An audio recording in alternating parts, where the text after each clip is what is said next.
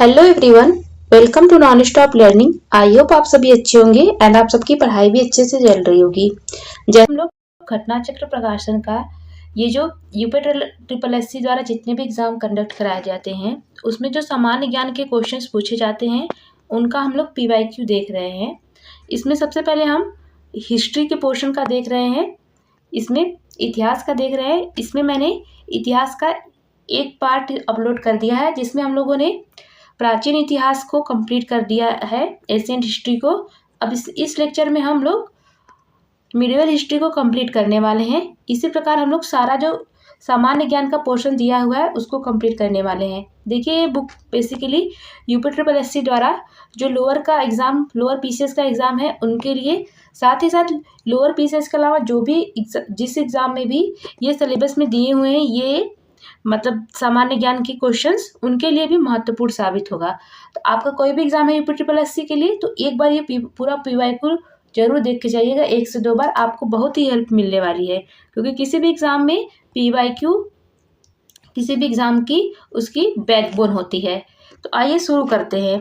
उसके पहले अगर आप चैनल पे फर्स्ट बार हैं तो चैनल को सब्सक्राइब जरूर कर लीजिएगा ऐसे ही मोस्ट इंपॉर्टेंट वीडियोस के लिए। तो आइए देखते हैं।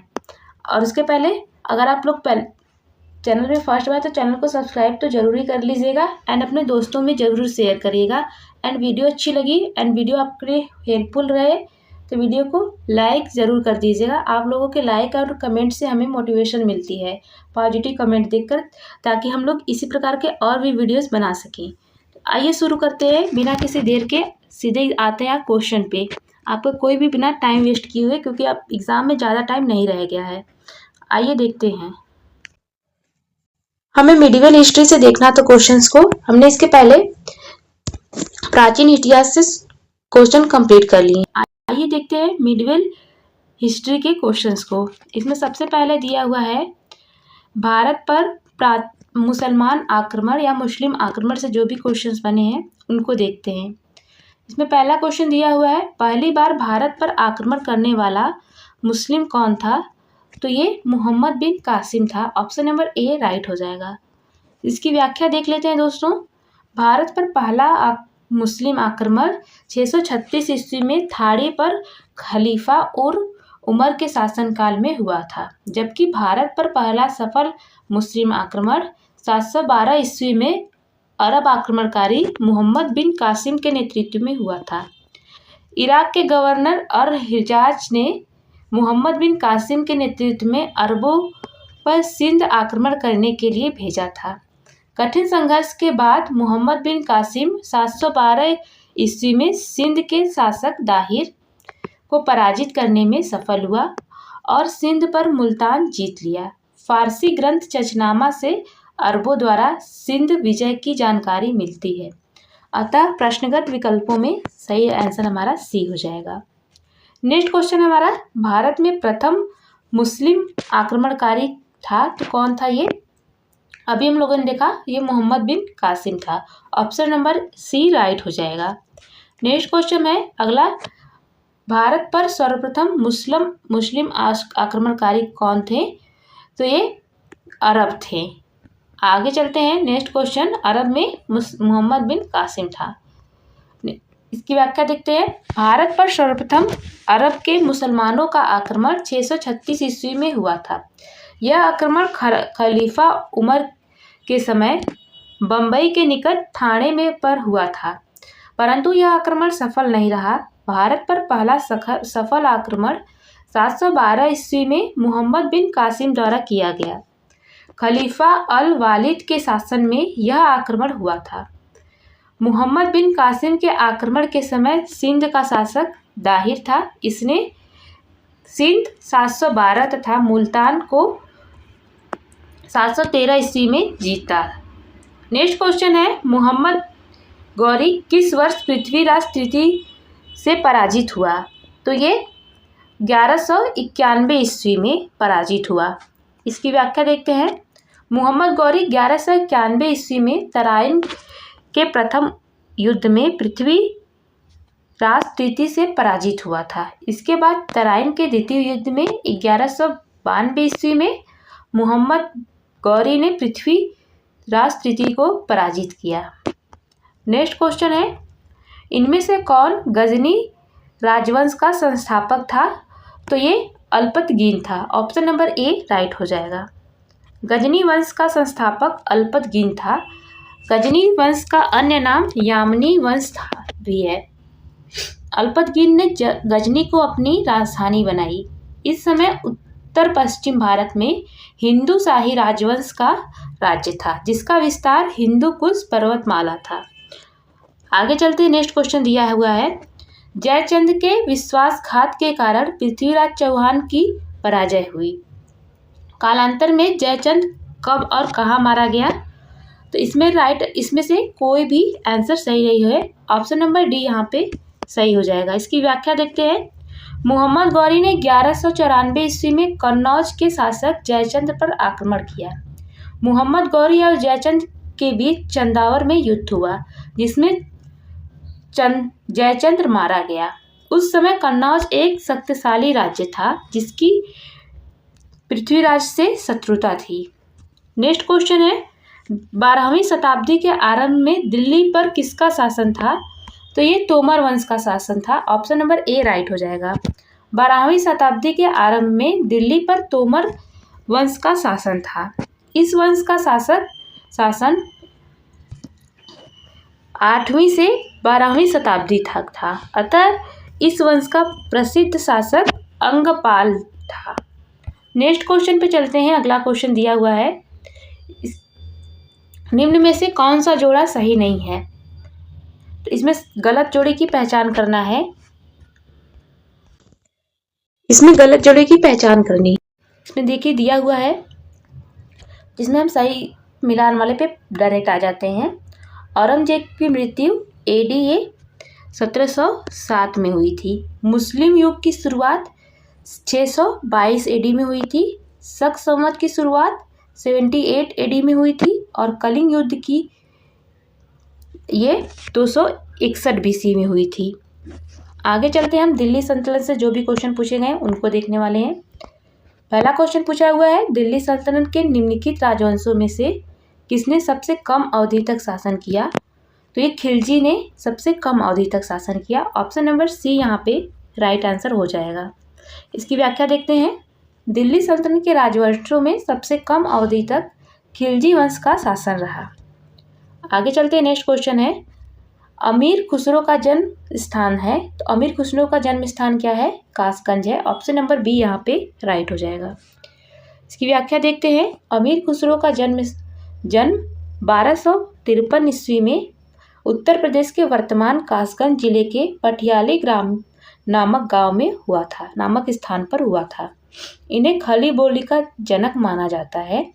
इन्होंने किरात उस सादैन, मिस्ताफ उल फुतूह, नूर सिपहर, तुलगामा, खजाइन उल फुतूह, तारीख अलाई आदि ग्रंथों की रचना की।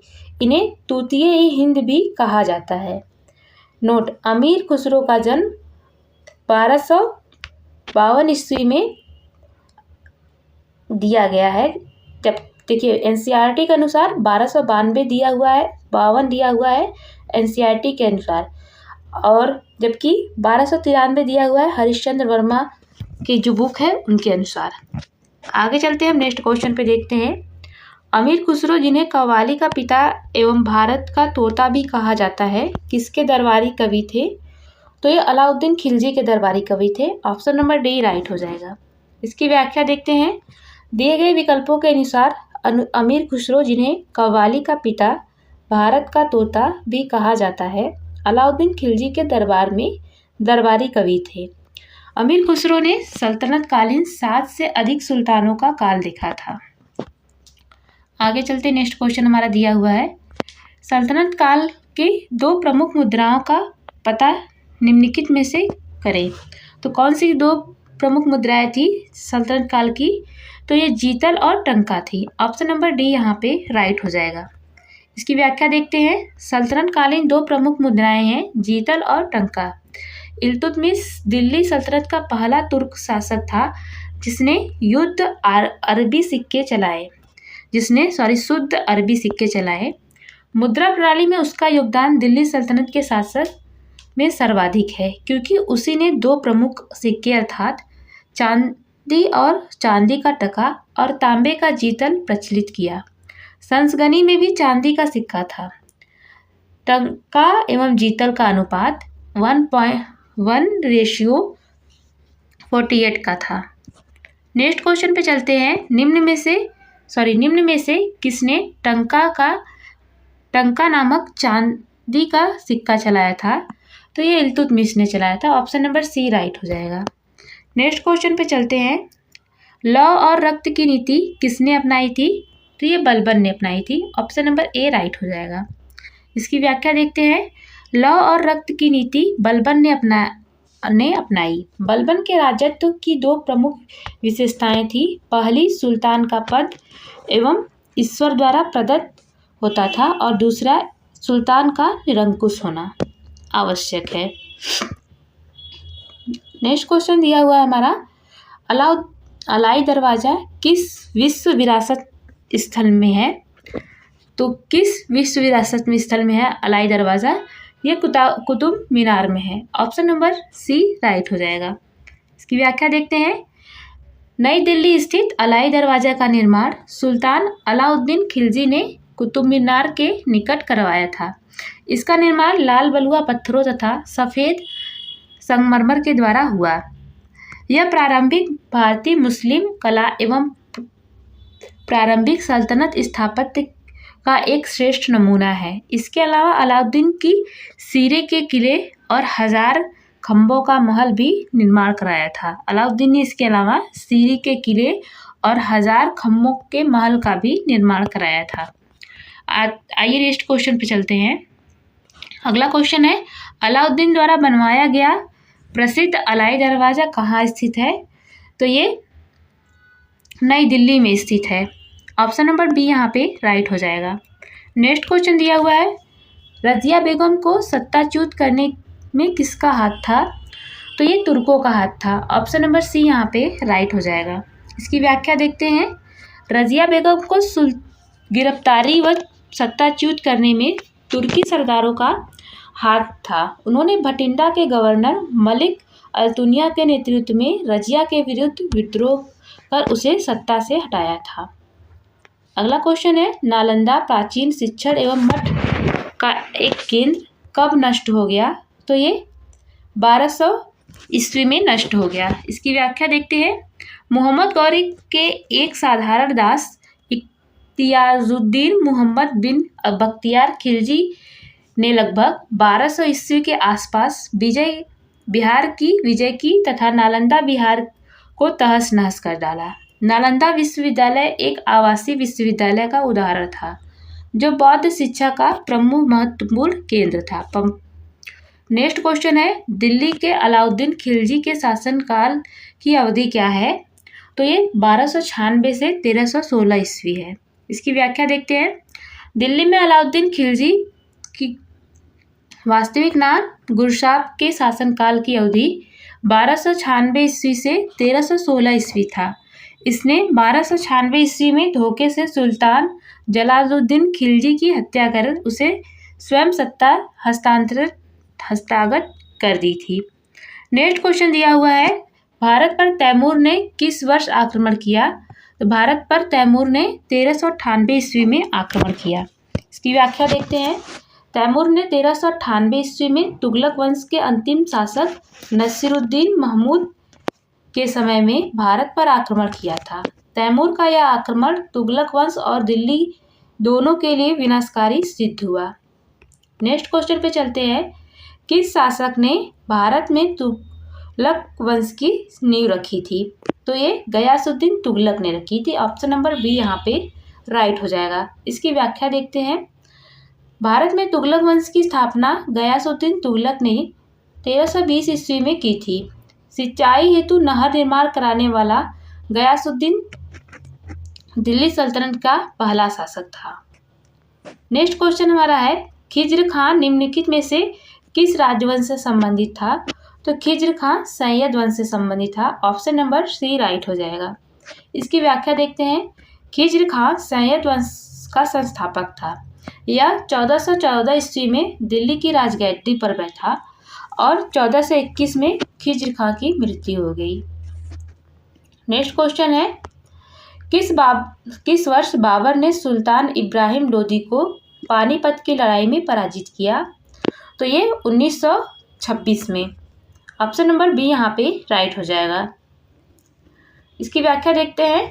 21 अप्रैल 1526 को बाबर और इब्राहिम के बीच पानीपत का प्रथम युद्ध हुआ था। बाबर के तोपखाने और तुलुगमा बरबा जैसी रणनीतियों ने युद्ध में महत्वपूर्ण भूमिका निभाई। इब्राहिम लोदी की सेना संख्या में अधिक होते हुए भी पराजित हुई और इब्राहिम लोदी रण क्षेत्र में मारा गया। फलस्वरूप दिल्ली और आगरा पर बाबर का अधिकार हो गया। नेक्स्ट क्वेश्चन हमारा है, निम्नलिखित में से कौन दिल्ली सल्तनत के इतिहास का लेखक नहीं था? ऑप्शन नंबर यहाँ पे ए राइट हो जाएगा, अब्बास खां सरवानी ने। इसकी व्याख्या देखते हैं। दिल्ली सल्तनत के इतिहास के लेखकों में अब्बास खां सरवानी शामिल नहीं थे। अब्बास खां सरवानी ने शेरशाह सूरी का इतिहास लिखा है तथा इस पुस्तक का नाम तारीख ए शेरशाही है। अन्य सभी ने दिल्ली सल्तनत का इतिहास लिखा है। नेक्स्ट क्वेश्चन है, भारत में शासन करने वाले दिए गए शासकों का कालानुक्रम सही क्या है? सही कालानुक्रम क्या है? तो इसमें देखिए सबसे पहले हो जाएगा इल्तुतमिश, फिर उसके बाद शेरशाह सूरी, फिर अलाउद्दीन खिलजी, फिर उसके बाद सॉरी ये नहीं रहेगा। सबसे पहले रहेगा इल्तुतमिश जो 1200 ईस्वी के आसपास रहेगा, 1206 के आसपास। फिर उसके बाद अलाउद्दीन खिलजी रहेगा, फिर उसके बाद शेरशाह सूरी, फिर अकबर। तो 4, 3, 1, 2 राइट आंसर हो जाएगा। आइए इसकी व्याख्या के साथ देखते हैं इसको।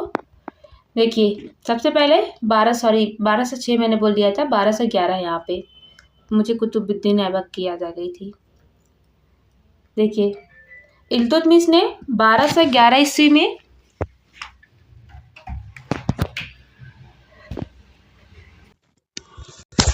अलाउद्दीन खिलजी का शासनकाल 1296 से 1316 ईस्वी, शेरशाह सूरी का शासनकाल 1540 से 1545, फिर उसके बाद शासनकाल 1556 से 1605 हो जाएगा। इस प्रकार हम लोगों ने सही कालानुक्रम देख लिया। आगे चलते हैं, दिया हुआ है 2 सूचियां, इनका सही मिलान करना है। तो आइए हम डायरेक्ट चलते हैं सही मिलान पे, या फिर ऐसे देख लीजिए, इसकी व्याख्या के माध्यम से समझ लेते हैं दोस्तों। प्लासी का युद्ध ये 23 जून 1757 को बंगाल के तत्कालीन नवाब सिराजुद्दौला और ईस्ट इंडिया कंपनी के बीच हुआ था। नवाब की सेना का नेतृत्व राजद्रोह मीर जाफिर और यार लतीफ राय दुर्लभ ने किया था, जिसके विश्वासघात के कारण नवाब की हार हुई। नेक्स्ट क्वेश्चन दिया हुआ है, कलिंग का युद्ध। अशोक ने 261 ईसा पूर्व में कलिंग पर आक्रमण किया। इस युद्ध में लगभग 1 लाख लोग मारे गए और 50,000 बंदी बनाए गए। इस युद्ध के बाद अशोक ने बौद्ध धर्म अपना लिया। कलिंग युद्ध तथा उसके परिणामों के बारे में अशोक के 13वें बृहद शिलालेख में विस्तृत जानकारी मिलती है। नेक्स्ट इसका देखिए दिया हुआ है, इसमें अगला है कलिंग का युद्ध। तो ये अशोक ने 261 ईसा पूर्व में कलिंग पर आक्रमण किया। इस युद्ध में लगभग 1 लाख लोग मारे गए और 50,000 बंदी बनाए गए। इस युद्ध के बाद अशोक ने बौद्ध धर्म अपना लिया। कलिंग युद्ध तथा उसके परिणामों के बारे में अशोक के 13वें शिलालेख से विस्तृत जानकारी मिलती है। नेक्स्ट क्वेश्चन है, हल्दी घाटी का युद्ध है। इससे यह 1576 में महाराणा प्रताप और मुगल सम्राट अकबर की सेना, जिसका नेतृत्व मान सिंह और आसफ खां कर रहे थे, के बीच लड़ा गया। आगे इसकी नेक्स्ट है तराइन का युद्ध। तराइन का द्वितीय युद्ध यह 1192 ईस्वी में पृथ्वीराज चौहान और मोहम्मद गौरी के बीच हुआ था, जिसमें गौरी की सजगता और श्रेष्ठ युद्ध प्रणाली के कारण उसकी जीत हुई। आगे देखते हैं विजयनगर साम्राज्य से क्वेश्चन देखते हैं अब हम। इसमें पहला क्वेश्चन दिया हुआ है, विजयनगर साम्राज्य के संस्थापक थे, तो ये कौन थे? हरिहर और बुक्का। ऑप्शन नंबर ए यहाँ पे राइट हो जाएगा। इसकी व्याख्या देखते हैं। विजयनगर साम्राज्य की स्थापना 1336 ईस्वी में हरिहर एवं बुक्का नामक भाइयों ने मिलकर की थी। उनके पिता संगम के नाम पर उनका वंश संगम वंश कहलाया। यद्यपि हरिहर प्रथम शासक था, परंतु विजयनगर साम्राज्य की स्थापना हरिहर और बुक्का ने दोनों ने मिलकर की थी। अतः इस प्रश्न में ए और बी दोनों राइट होंगे दोस्तों। नेक्स्ट क्वेश्चन है, विजयनगर राज्य की किस नदी के किनारे स्थित था? तो ये तुंगभद्रा नदी के किनारे स्थित था। ऑप्शन नंबर सी राइट हो जाएगा। व्याख्या देखते हैं। कृष्णा नदी की सहायक नदी तुंगभद्रा के तट पर हरिहर प्रथम एवं बुक्का राय प्रथम नामक दो भाइयों ने 1336 ईस्वी में विजयनगर राज्य की स्थापना की थी। इस राज्य पर 4 राजवंशों, एक पहला संगम वंश, दूसरा सुलु वंश, दूसरा तुलु वंश और चौथा अरिविडु वंश ने शासन किया। विजयनगर साम्राज्य की सबसे प्रसिद्ध राजा कृष्णदेव राय था। विजयनगर साम्राज्य उसके कार्यकाल में भव्यता के शिखर पर पहुंच गया। नेक्स्ट है क्वेश्चन, तुलु वंश की स्थापना किसने की थी? तो ये वीर नरसिंह ने की थी। ऑप्शन नंबर डी राइट हो जाएगा। व्याख्या देखते हैं। तुलु वंश राजवंश की स्थापना 1505 ईस्वी में वीर नरसिंह तुलु द्वारा की गई। वीर नरसिंह तुलु ने 1509 ईस्वी तक विजयनगर पर शासन किया। तत्पश्चात उसके भाई कृष्णदेव राय ने 1509 से 1529 तक शासन किया। कृष्णदेव राय के समय में विजयनगर साम्राज्य ऐश्वर्य एवं शक्ति की चरम सीमा पर पहुंच गया। कृष्णदेव राय ने नागलपुर नामक एक नवीन नगर बसाया और आमुक्तमाल्य नामक ग्रंथ की रचना की। मुगल शासक बाबर के बारे में अपनी आत्मकथा में कृष्णदेव राय ने भारत के सर्वाधिक शक्तिशाली बताया। देखिए, मुगल शासक बाबर ने भी अपनी आत्मकथा में कृष्णदेव राय को सर्वाधिक शक्तिशाली बताया। नेक्स्ट क्वेश्चन चलते हैं। किस प्राचीन साम्राज्य में महिलाएं कुश्ती में भाग लेती थी? तो ये विजयनगर साम्राज्य में। ऑप्शन नंबर बी यहाँ पे राइट हो जाएगा। विजयनगर साम्राज्य की महिलाएं कुश्ती में भाग लेती थी। इसकी व्याख्या देखते हैं।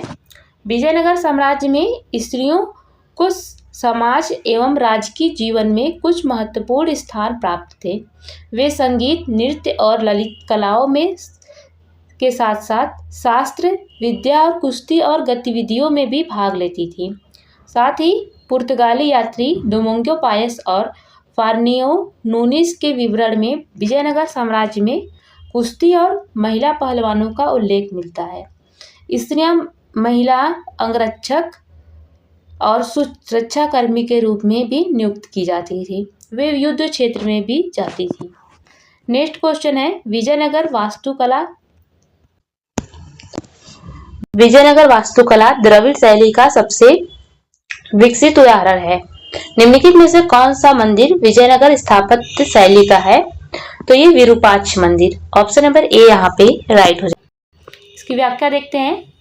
हम्पी का विरूपाक्ष मंदिर विजयनगर स्थापत्य शैली का है। विजयनगर साम्राज्य द्रविड़ परंपरा में विकसित अवस्था है। यह द्रविड़ परंपरा की विकसित अवस्था है।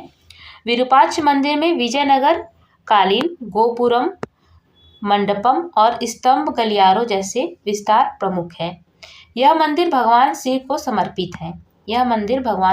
समर्पित है। अतः यहाँ पे ऑप्शन नंबर ए राइट हो जाएगा। नेक्स्ट देखते हैं। अगला हमारा देखिए क्वेश्चन है, यह मुगल वंश में बाबर, हुमायूं और शेरशाह से संबंधित जो भी क्वेश्चन पूछे गए हैं उसको हम देखने वाले हैं। पहला क्वेश्चन दिया हुआ है, विजयनगर की प्रचलित परंपराओं के अनुसार राय विजयनगर के शासकों में किसको कहा जाता था? तो ये नरपति को कहा जाता था। इसकी व्याख्या देखते हैं। विजयनगर की लोकप्रिय प्रचलित परंपराओं के अनुसार दक्कन के सुल्तानों को अश्वपति या घोड़े के स्वामी तथा रायों को नरपति या लोगों के स्वामी की संज्ञा दी है। नेक्स्ट क्वेश्चन है, मुगल साम्राज्य के पतन के बाद 1803 ईस्वी में अंग्रेजों द्वारा आगरा शहर पर कब्जा करने से पहले सत्ता का नियंत्रण था, तो ये कहाँ पे था? ये में था, ये मराठाओं में था। इसकी व्याख्या देखते हैं। मुगल साम्राज्य के पतन के बाद आगरा पर मुगलों की शक्ति कमजोर हो गई और 18वीं शताब्दी में आगरा पर पहले जाटों और बाद में मराठों का प्रभुत्व स्थापित था। फिर 1803 ईस्वी में अंग्रेजों ने उसे मराठाओं से लिया, इसलिए 1803 में अंग्रेजों के कब्जे के ठीक पहले आगरा पर मराठा सत्ता का नियंत्रण था। नेक्स्ट इसमें से किसने बाबर को सर-ए-पुल के युद्ध में पराजित किया? तो सर-ए-पुल के युद्ध में बाबर को सौबानी खां ने पराजित किया। इसकी व्याख्या देखते हैं। सौबानी खां 1501 ईस्वी में सर-ए-पुल के युद्ध में बाबर को पराजित किया। इसके बाद वह समरकंद में गिर गया और अंततः समरकंद छोड़ने पर बाध्य हुआ। युद्ध में उज़्बेकों की युद्ध नीति तुलुगमा पद्धति का प्रयोग सौबानी खां ने बाबर के विरुद्ध किया था। नेक्स्ट क्वेश्चन है, निम्न में से किस शासक की मृत्यु उसके पुस्तकालय के सीढ़ियों से गिरकर हुई थी? तो ये हुमायूं की हुई थी। ऑप्शन नंबर डी यहाँ पे राइट हो जाएगा। इसकी व्याख्या देखते हैं। हुमायूं की मृत्यु दिल्ली के पुराना किला परिसर में स्थित शेर मंडल, जिसे हुमायूं के पुस्तकालय के रूप में उपयोग किया हुमायूं ने पुस्तकालय के रूप में उपयोग किया था, की सीढ़ियों से गिरकर हुई। लेन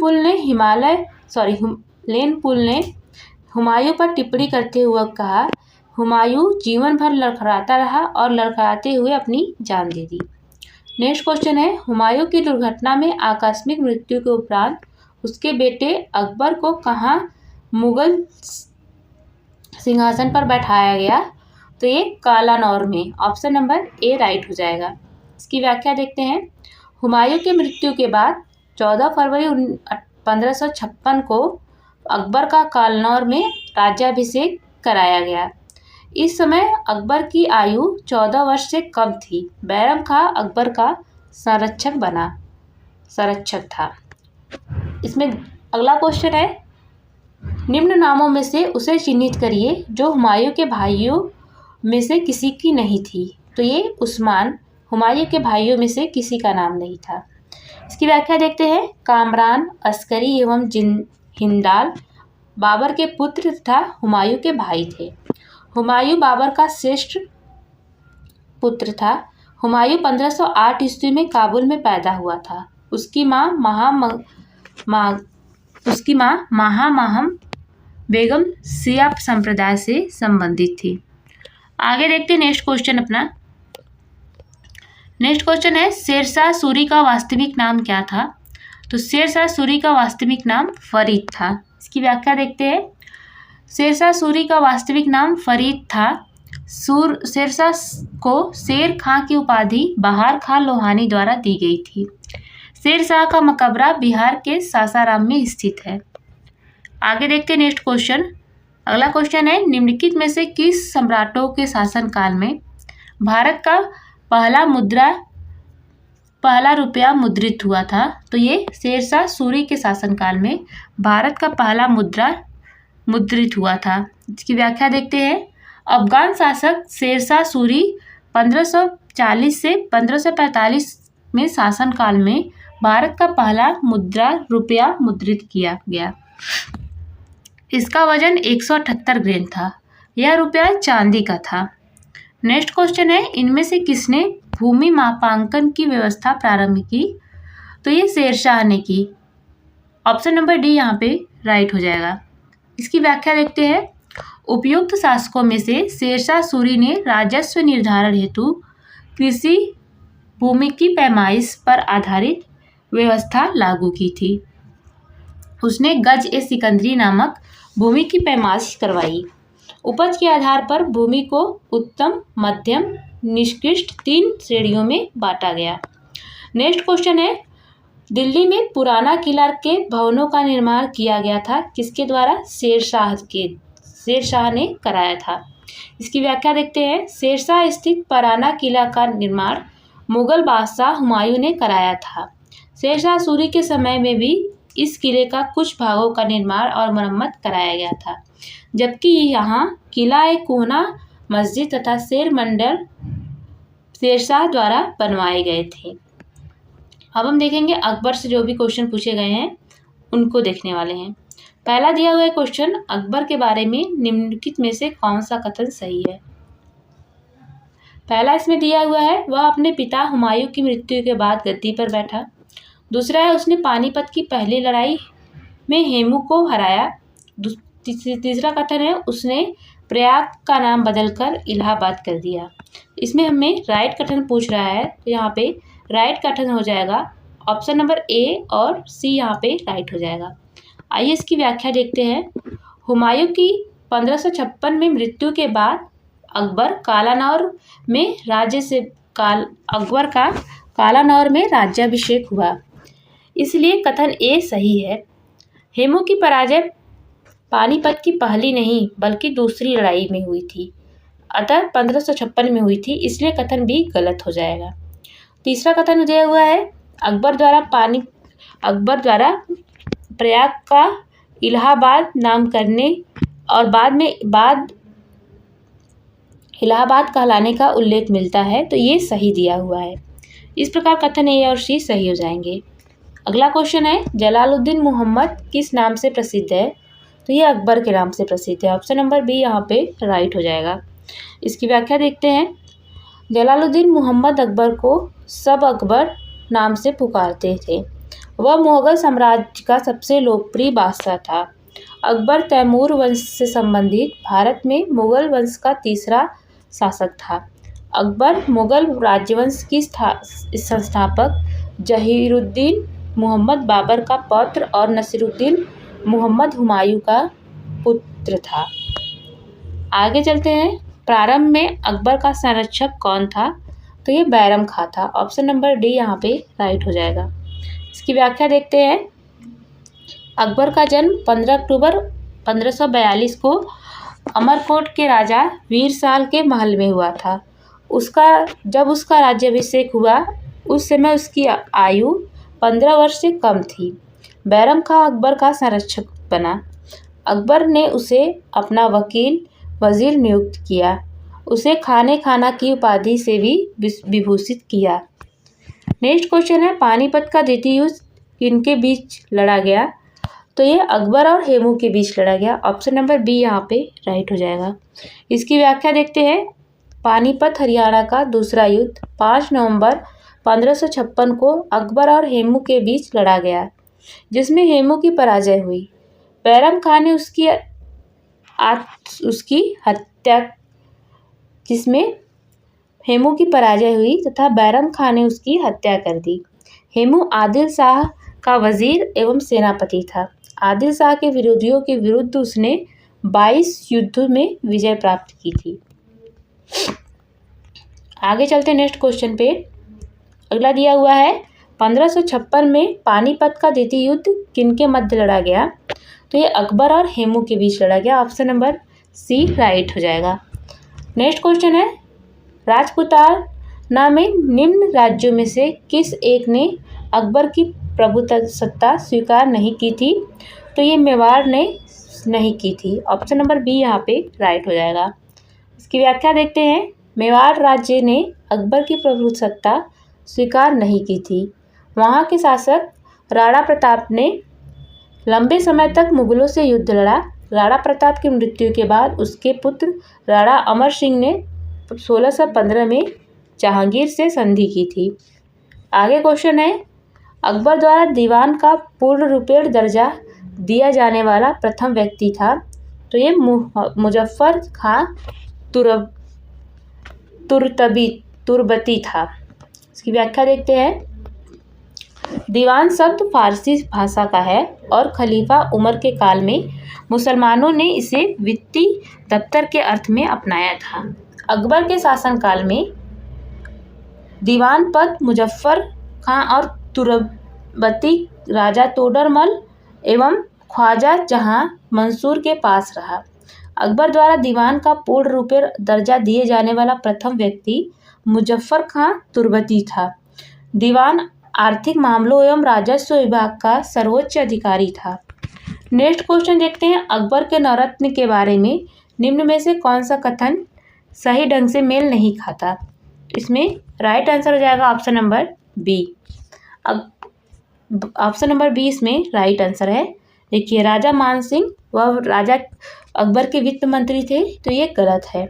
बाकी अबुल फजल ये अकबर के वजीर थे और अकबर के शासनकाल में अकबरनामा के लेखक थे, तो ये सही हो जाएगा। और अब्दुल रहीम खान ए खाना वह एक कवि थे और अकबर के भरोसेमंद देखभाल करने वाले बैरम खान के पुत्र थे, तो ये भी सही हो जाएगा। फिर तीसरा है मुल्ला दो प्याजा, ये वह मुगल सम्राट अकबर के मुख्य सलाहकारों में से थे, तो ये भी सही हो जाएगा। यहाँ पे ऑप्शन नंबर बी गलत हो जाएगा, यही गलत कथन दिया हुआ है। आगे इसकी व्याख्या देखते हैं। अकबर के दरबार में नवरत्नों में एक राजा मानसिंह अकबर के प्रधान सेनापति थे, न कि वित्त मंत्री। अन्य सभी विकल्प सही सुमेलित हैं। आगे चलते हैं नेक्स्ट क्वेश्चन पे। अगला क्वेश्चन दिया हुआ है, अकबर ने अपने दरबारी संगीतज्ञ के रूप में किसे नियुक्त किया था। तो ये मियां तानसेन को नियुक्त किया था। ऑप्शन नंबर बी यहाँ पे राइट हो जाएगा। इसकी व्याख्या देखते हैं। अकबर ने मियां तानसेन को दरबारी संगीतज्ञ के रूप में नियुक्त किया था। वह अकबर के नवरत्नों में से थे। अकबर के दरबारों में आने वाले पहले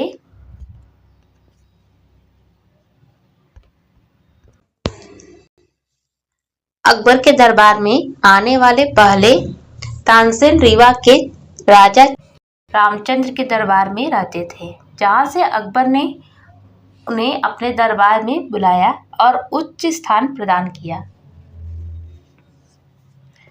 अकबर ने तानसेन को कंठाभरण वाणी विलास की उपाधि प्रदान की। तानसेन का मूल नाम रामतनु पांडे था और उनका मकबरा ग्वालियर में स्थित है। नेक्स्ट क्वेश्चन है, अकबर के दरबार में प्रसिद्ध थे, तो ये रहीम खान प्रसिद्ध थे। ऑप्शन नंबर सी यहाँ पे राइट हो जाएगा। इसकी व्याख्या देखते हैं। अकबर का प्रसिद्ध दरबारी अब्दुल रहीम खान खाना हिंदी का प्रमुख कवि था।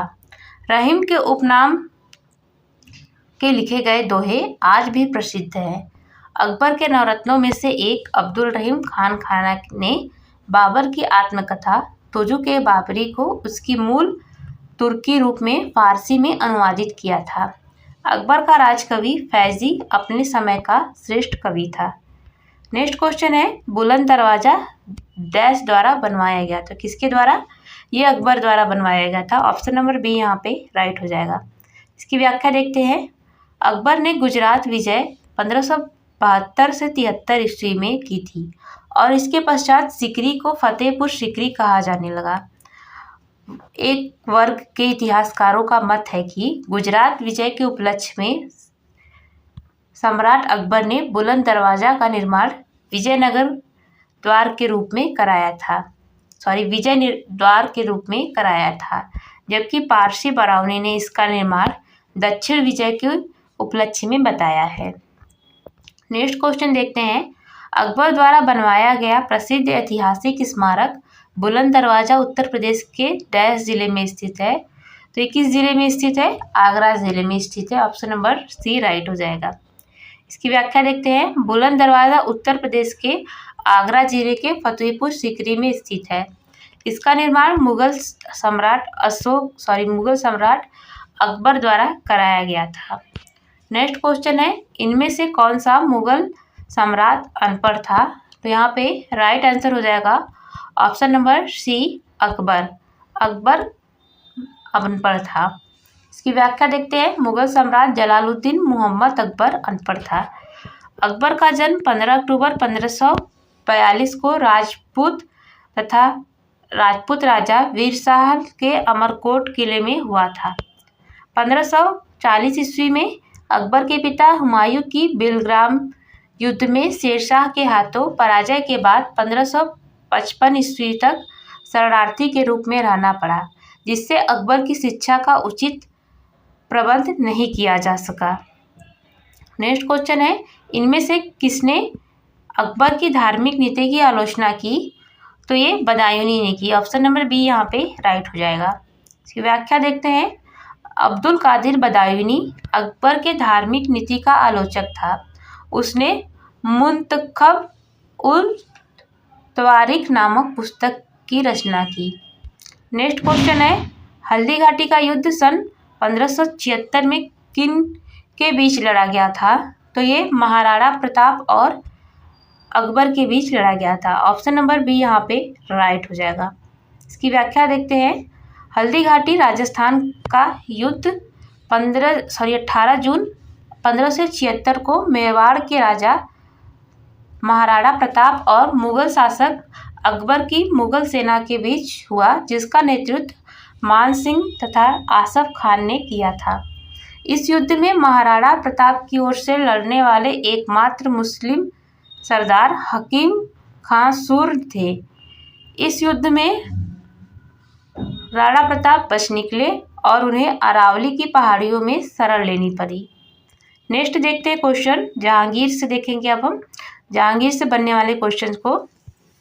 इसमें पहला क्वेश्चन है, भारत में जहांगीर का शासन क्या था? शासन का कार्यकाल क्या था? तो ये 1605 ईस्वी से 1627 ईस्वी था। इसकी व्याख्या देखते हैं। ऑप्शन नंबर ए राइट हो जाएगा। भारत में नूरुद्दीन मोहम्मद जहांगीर का शासनकाल 1605 से 1627 ईस्वी तक था।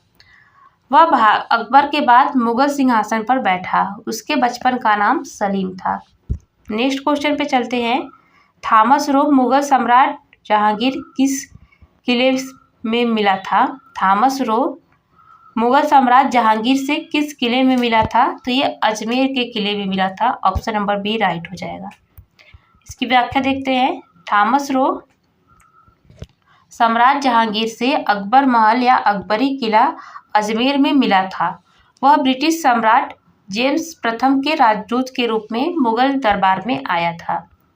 नेक्स्ट क्वेश्चन है, मुगलों एवं मेवाड़ के राजा राणा के मध्य चित्तौड़ की संधि किस शासक के शासनकाल में हस्ताक्षरित हुई थी? तो ये जहांगीर के शासनकाल में। ऑप्शन नंबर बी यहाँ पे राइट हो जाएगा। इसकी व्याख्या देखते हैं। 1615 ईस्वी में राणा अमर सिंह तथा मुगल बादशाह जहांगीर के मध्य चित्तौड़ की संधि हुई थी। इसमें राणा ने मुगल बादशाह की अधीनता स्वीकार कर ली तथा बादशाह जहांगीर ने राणा को चित्तौड़ की किलाबंदी और मरम्मत पुनर्निर्माण न करने की शर्त के साथ समेत समस्त भूभाग वापस कर दिया, जो अकबर के समय से मुगल के आधिपत्य में था। नेक्स्ट क्वेश्चन दिया हुआ है। अगला क्वेश्चन शाहजहां के शासनकाल से दिया हुआ है। पहला क्वेश्चन है, दिल्ली का लाल किला निम्नलिखित में से किस मुगल शासक ने बनवाया था? तो ये शाहजहां ने बनवाया था। ऑप्शन नंबर बी यहाँ पे राइट हो जाएगा। इसकी व्याख्या देखते हैं। ऑप्शन नंबर डी यहाँ पे राइट हो जाएगा। लाल किला परिसर का निर्माण भारत के 5 मुगल बादशाह पांचवें मुगल बादशाह शाहजहां के राजधानी शाहजहानाबाद के किले के रूप में किया गया था। लाल बलुआ पत्थर की इसकी विशाल घेराबंदी दीवार के कारण इसका नामकरण लाल किले के रूप में किया गया था। नेक्स्ट क्वेश्चन है, निम्न में से किस मुगल बादशाह ने दिल्ली की जामा मस्जिद का निर्माण कराया? तो ये शाहजहां ने करवाया था। ऑप्शन नंबर सी यहाँ पे राइट हो जाएगा। इसकी व्याख्या देखते हैं। दिल्ली की जामा मस्जिद का निर्माण शाहजहां ने करवाया था। मुगल बादशाहों में शाहजहां सबसे महान भवन निर्माता था। उसके काल में चित्रकार और स्वर्णकार की कला का कलात्मक सहयोग हुआ। जामा मस्जिद दिल्ली के लाल किले के बाहर ऊंचे चबूतरे पर स्थित है। इसके 3 प्रवेश द्वार है, जिसमें पूर्वी प्रवेश द्वार से बादशाह नमाज पढ़ने आया करता था तथा 2 प्रवेश द्वारें दक्षिण और उत्तरी से सामान्य प्रजा आया करती थी। आगे देखते हैं नेक्स्ट क्वेश्चन। दारा शिकोह ने किस शीर्षक के अंतर्गत उपनिषदों का फारसी में अनुवाद किया? तो ये सर-ए-अकबर के शीर्षक के साथ। इसकी व्याख्या देखते हैं। उपनिषदों का फारसी अनुवाद शाहजहां के शासनकाल में शहजादे दारा शिकोह ने सर-ए-अकबर शीर्षक के तहत किया। इसमें 52 उपनिषदों का अनुवाद किया गया है। दारा को उसकी सहिष्णुता और उदारता के लिए लेनपुल ने लघु अकबर की संज्ञा दी थी। यही नहीं, शाहजहां ने भी दारा को शाह बुलंद इकबाल की उपाधि दी थी। जन्म मज्म उल बहरीन दारा की मूल रचना है। कौन सी? मज्म उल बहरीन दारा की मूल रचना है। आगे देखते हैं, सर-ए-अकबर के लेखक थे, तो कौन थे इसके लेखक? Dara Shikoh. Option number B यहाँ पे राइट हो जाएगा। आगे देखते हैं, निम्नलिखित में से कौन शाहजहां के शासनकाल में अधिकांश समय तक दक्कन का गवर्नर रहा? तो ये औरंगजेब रहा। ऑप्शन नंबर डी यहाँ पे राइट हो जाएगा। इसकी व्याख्या देखते हैं। शाहजहां के शासनकाल में औरंगजेब पहले 1636 से 44 तक दक्कन का गवर्नर रहा तथा 1652 से 1653 ईस्वी में कार्यभार ग्रहण में उसे पुनः इस पद पर नियुक्त किया गया था, जिस पर वह अधिकार के युद्ध में विजय और मुगल बादशाह बनने रहा। नेक्स्ट है, औरंगजेब से हम क्वेश्चन देखेंगे। पहला क्वेश्चन है, जजिया फिर से लगाने वाले मुगल शासक का नाम लिखिए। तो ये औरंगजेब है। ऑप्शन नंबर सी यहाँ पे राइट हो जाएगा। इसकी व्याख्या देखते हैं। दिए गए विकल्पों में जजिया फिर से लगाने वाला मुगल शासक औरंगजेब था। जजिया और गैर मुसलमानों पर लगने वाला एक कर था। आगे नेक्स्ट क्वेश्चन है, इनमें से कौन सा मुगल बादशाह शराब को छूट नहीं देता था? यहाँ पे राइट आंसर हो जाएगा ऑप्शन नंबर डी, औरंगजेब। अगला हमारा क्वेश्चन है, निम्नलिखित में से किसके शासनकाल में मुगलों और मराठों के बीच द्वंद्व युद्ध प्रारंभ हुआ था? तो ये औरंगजेब और मराठों के बीच। ऑप्शन नंबर यहाँ पे डी राइट हो जाएगा। इसकी व्याख्या देखते हैं। 1656 ईस्वी में शाहजहां के शासनकाल में सर्वप्रथम शिवाजी के नेतृत्व में मराठाओं ने मुगल क्षेत्र पर आक्रमण किया, लेकिन मराठों एवं मुगलों के प्रत्यक्ष संघर्ष औरंगजेब के शासनकाल में शुरू हुआ। 1665 ईस्वी में पुरंदर के युद्ध में शिवाजी की भिड़ंत मुगल सेनापति जयसिंह से हुई। आगे चलकर 1680 से 1707 तक मुगलों के खिलाफ मराठों का स्वतंत्रता संघर्ष चला। नेक्स्ट क्वेश्चन है, औरंगजेब डैश का पुत्र था। तो किसका पुत्र था? औरंगजेब शाहजहां का पुत्र था। ऑप्शन नंबर डी यहाँ पे राइट हो जाएगा। इसकी व्याख्या देखते हैं। औरंगजेब मुगल बादशाह शाहजहां और मुमताज महल का पुत्र था।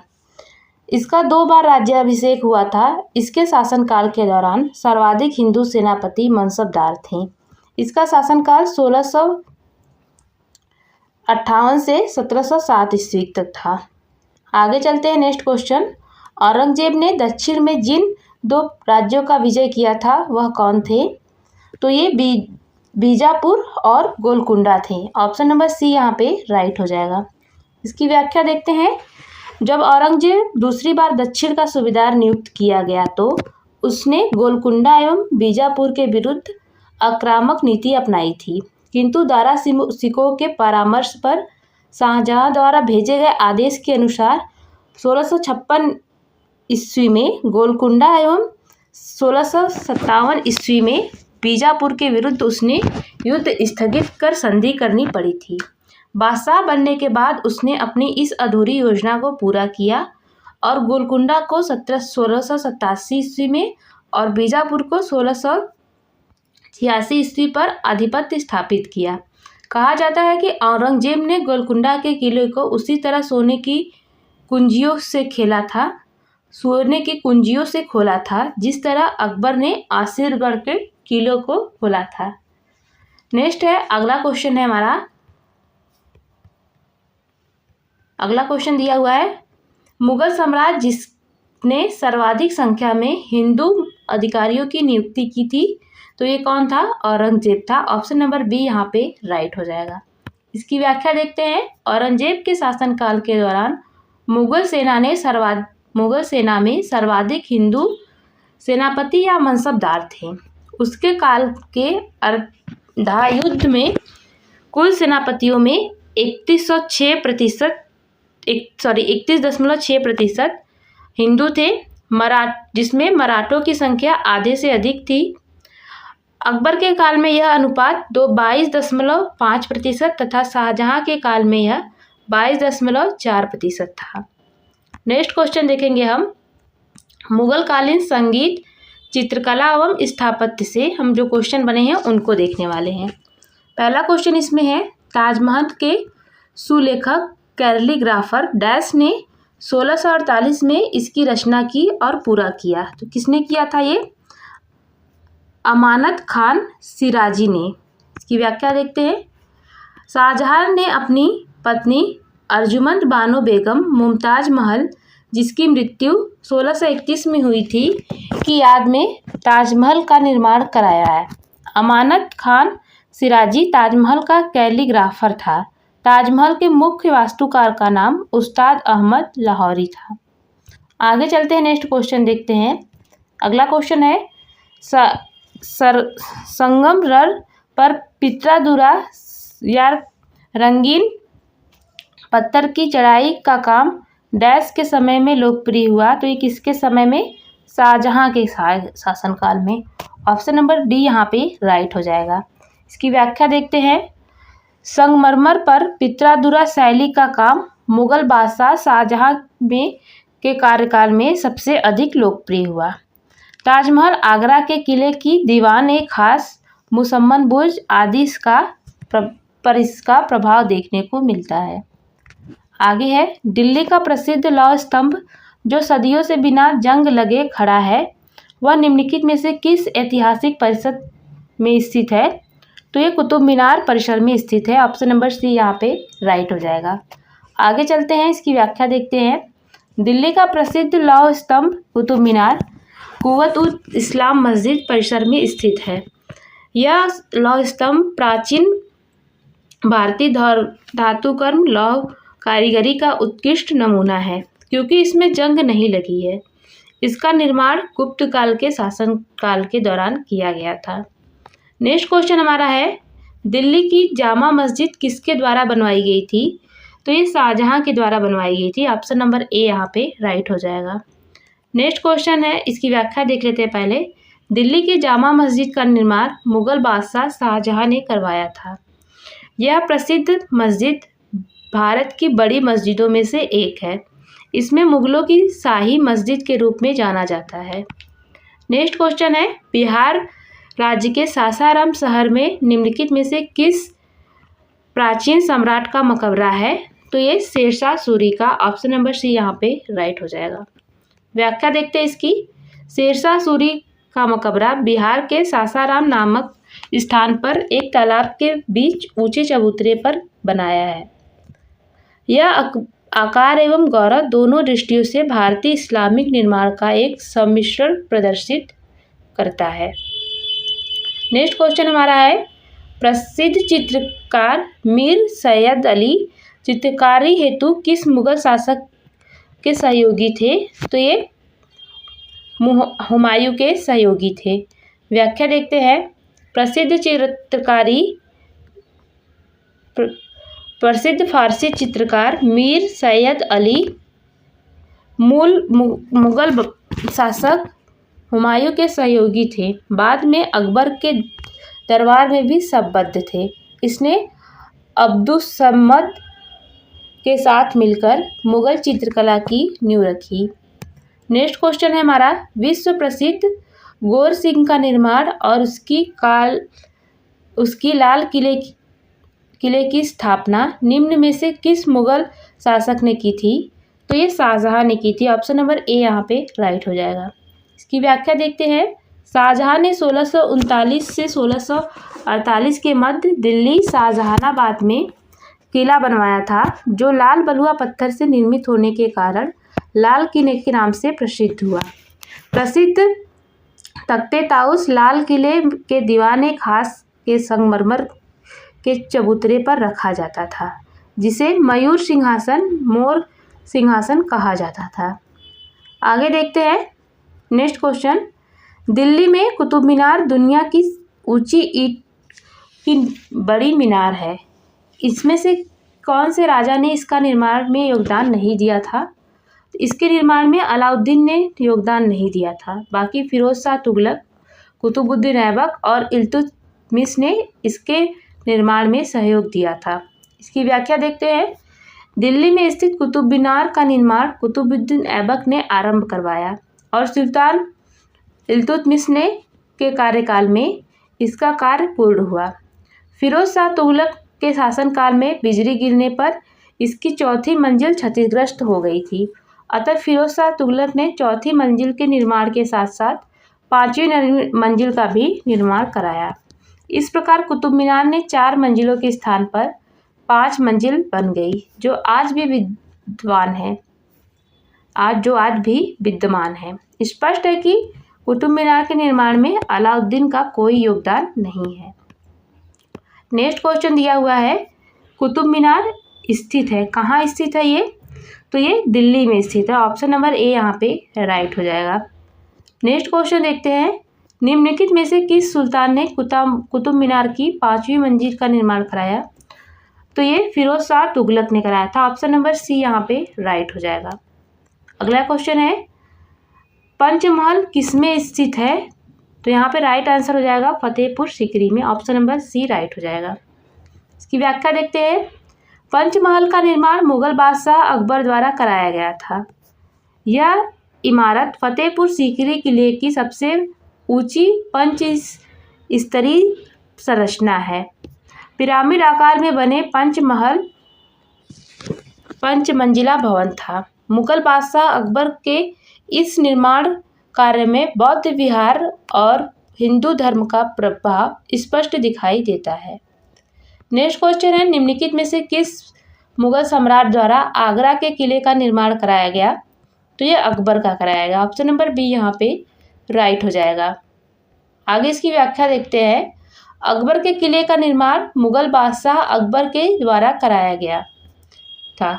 अकबर ने अपने शासनकाल में दीवाने आम, दीवाने खास, पंचमहल, खास महल, तुर्की सुल्ताना की कोठी और जोधाबाई महल का आदि का निर्माण फतेहपुर सीकरी में कराया था। नेक्स्ट क्वेश्चन है, दिल्ली स्थित प्रसिद्ध हुमायूं के मकबरे का वास्तुकार कौन था? तो ये मिर्जा घियाथ था। ऑप्शन नंबर ए यहाँ पे राइट हो जाएगा। इसकी व्याख्या देखते हैं। दिल्ली स्थित प्रसिद्ध हुमायूं के मकबरे का वास्तुकार मिर्जा घियाथ था। यह मकबरा हुमायूं की विधवा हाजी बेगम ने बनवाया था। यह चारबाग शैली में बना है। वर्ष 1993 में इसे यूनेस्को की विश्व धरोहर स्थल के रूप में घोषित किया गया। अब हम देखेंगे मुगल कालीन साहित्य से बने क्वेश्चंस को। इसमें पहला क्वेश्चन है, चंदायन मुल्ला दाऊद की एक बहुत महत्वपूर्ण अवधि सूफी कृति किन प्रसिद्ध प्रेमियों की कहानी बताती है? तो ये लोरिक और चंदा की कहानी बताती है। ऑप्शन नंबर ए यहाँ पे राइट हो जाएगा। इसकी व्याख्या देखते हैं। मुल्ला दाऊद की चंदायन को सूफी प्रेमाख्यान परंपरा की आरंभिक महत्वपूर्ण रचना माना जाता है। मुल्ला दाऊद ने चांदा और लोरिक की प्रेम कथा के आधार पर चंदायन की रचना की थी। नेक्स्ट क्वेश्चन है, मुगल वंश के पहले सम्राट बाबर ने अपनी देसी भाषा चगताई तुर्की में अपनी आत्मकथा लिखी। इस पुस्तक का नाम क्या है? इस पुस्तक का नाम बाबरनामा है। ऑप्शन नंबर बी यहाँ पे राइट हो जाएगा। इसकी व्याख्या देखते हैं। मुगल साम्राज्य की आधारशिला रखने वाले जहरुद्दीन मोहम्मद बाबर ने अपनी जीवन संबंधी घटनाओं को तुजुक-ए-बाबरी में संकलित किया था, जिसका फारसी अनुवाद बाबरनामा है। इस किताब को तुर्की भाषा में लिखी गई। नेक्स्ट क्वेश्चन है, आईने अकबरी किसने लिखा? तो आईने अकबरी अबुल फजल ने लिखा। ऑप्शन नंबर सी यहाँ पे राइट हो जाएगा। आइए चलते हैं नेक्स्ट क्वेश्चन पे, इसकी व्याख्या देख लेते हैं पहले। अबुल फजल ने आईने अकबरी की रचना की।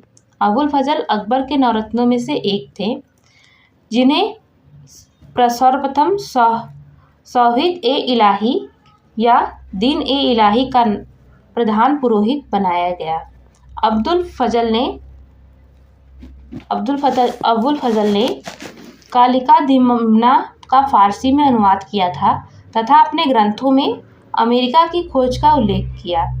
शहजादा सलीम के इशारे पर ओरछा के बुंदेला सरदार वीर सिंह दे ने अबुल फजल की हत्या कर दी थी। नेक्स्ट क्वेश्चन है, तारीख-ए-फिरोजशाही के लेखक हैं। इसके लेखक हैं जियाउद्दीन बरनी। ऑप्शन नंबर ए यहाँ पे राइट हो जाएगा। इसकी व्याख्या देखते हैं। जियाउद्दीन बरनी एक इतिहासकार एवं राजनीतिक विचारक था। तारीख-ए-फिरोजशाही उसकी प्रसिद्ध ऐतिहासिक कृति है। ध्यातव्य है कि शम्स-ए-सिराज अफीफ ने भी तारीख-ए-फिरोजशाही की रचना की है। आगे चलते, नेक्स्ट क्वेश्चन है, अकबरनामा के प्रसिद्ध लेखक कौन थे? तो ये अबुल फजल थे। ऑप्शन नंबर बी यहाँ पे राइट हो जाएगा। इसकी व्याख्या देखते हैं। अकबरनामा अबुल फजल द्वारा अकबर के शासनकाल में आधिकारिक वृत्तांत के रूप में लिखा गया था। यह 3 भागों में है। इसका तीसरा भाग आईने अकबरी है। नेक्स्ट क्वेश्चन है, निम्न में से कौन सा सुमेल नहीं है? तो कौन सा सुमेलित नहीं है? इसमें हुमायूं नामा हुमायूं द्वारा लिखा गया है, यह सुमेलित नहीं है। बाकी बाबरनामा ये बाबर द्वारा लिखी गया है, ये सुमेलित है। शाहजहांनामा ये मोहम्मद ताहिर द्वारा, तो ये भी सुमेलित है। तुजुक-ए-जहांगीरी या जहांगीर द्वारा, ये भी सुमेलित है। जबकि हुमायूंनामा हुमायूं के द्वारा ये सुमेलित नहीं है। इसकी व्याख्या देखते हैं। हुमायूं की रचना मुगल बादशाह हुमायूं की बहन गुलबदन बेगम के द्वारा की गई, जिसमें बाबर और हुमायूं के जीवन एवं उपलब्धियों का विवरण है। तुजुक-ए-जहांगीरी जहांगीर द्वारा रचित उसकी आत्मकथा है। बाबरनामा या तुजुक-ए-बाबरी की रचना बाबर ने तुर्की में की थी। शाहजहां के लेखक मोहम्मद ताहिर इनायत खां हैं। नेक्स्ट क्वेश्चन है, हुमायूंनामा के लेखक कौन थे? तो ये गुलबदन बेगम थे। ऑप्शन नंबर बी राइट हो जाएगा। आगे चलते नेक्स्ट क्वेश्चन पे। अगला हमारा क्वेश्चन दिया हुआ है, निम्नलिखित संतों में कौन सूफी थे? तो इसमें राइट आंसर हो जाएगा ऑप्शन नंबर सी, निजामुद्दीन औलिया और मोइनुद्दीन चिश्ती इसमें सूफी थे। ऑप्शन नंबर इस प्रकार सी राइट हो जाएगा। इसकी व्याख्या देख लेते हैं। ख्वाजा मोइनुद्दीन औलिया और मोइनुद्दीन चिश्ती, ख्वाजा निजामुद्दीन औलिया और मोइनुद्दीन चिश्ती सिलसिले के सूफी संत थे। भारत में सर्वप्रथम चिश्ती सिलसिले का प्रचार ख्वाजा मोइनुद्दीन के चिश्ती के द्वारा हुआ। इन्होंने अपनी गतिविधियों का प्रमुख केंद्र अजमेर को बनाया। निजामुद्दीन औलिया अपने उदार एवं सहिष्णु दृष्टिकोण के कारण महबूब-ए-इलाही के नाम से प्रसिद्ध थे। उन्होंने योग की प्राणायाम पद्धति पर इस हद तक अपनाई कि वे योग सिद्ध कहे जाने लगे। रहीम और खानखाना मध्ययुगीन भक्ति धारा के हिंदी साहित्य के प्रसिद्ध कवि थे। रसखान ने प्रेम वाटिका नामक प्रथम ग्रंथ की रचना की। ठीक, आगे चलते नेक्स्ट क्वेश्चन। मुगल साम्राज्य के विघटन से हमारा क्वेश्चन है, इसको देखते हैं। इसमें पहला क्वेश्चन है, वह कौन सा स्थान था जहां अंतिम मुगल सम्राट बहादुर शाह जफर की मृत्यु हुई थी? तो ये रंगून था। ऑप्शन नंबर ए यहाँ पे सी यहाँ पे राइट हो जाएगा। इसकी व्याख्या देखते हैं। अंतिम मुगल सम्राट बहादुर शाह जफर की मृत्यु 7 नवंबर 1862 को रंगून यंगून में हुई थी। नेक्स्ट क्वेश्चन है, किस मुगल बादशाह ने इलाहाबाद को अपनी राजधानी बनाई?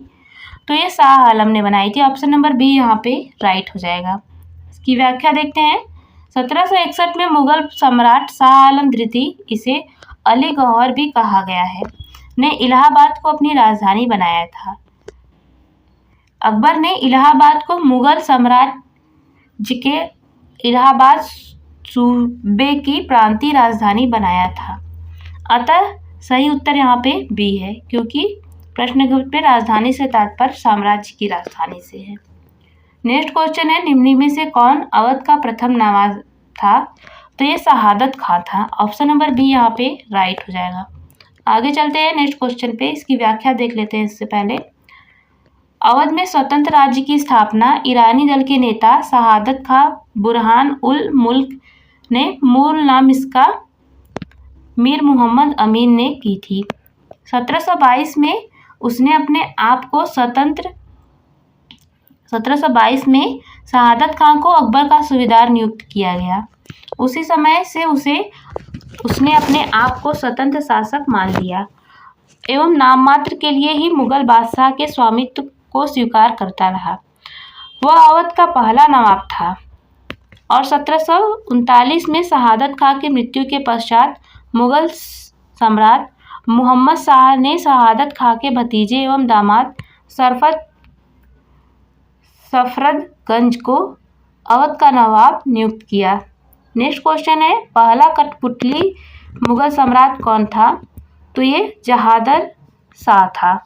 ऑप्शन नंबर ए यहाँ पे राइट हो जाएगा। इसकी व्याख्या देखते हैं।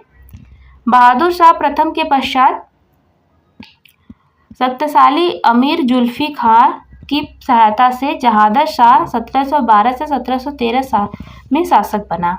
उसके शासनकाल में वास्तविक प्रशासन वजीर जुल्फिकार के खां के हाथों में था और सम्राट उस पर अत्यधिक निर्भर था। इसी कारण जहादर शाह को मुगल इतिहासकार पहला कठपुतली सम्राट माना है।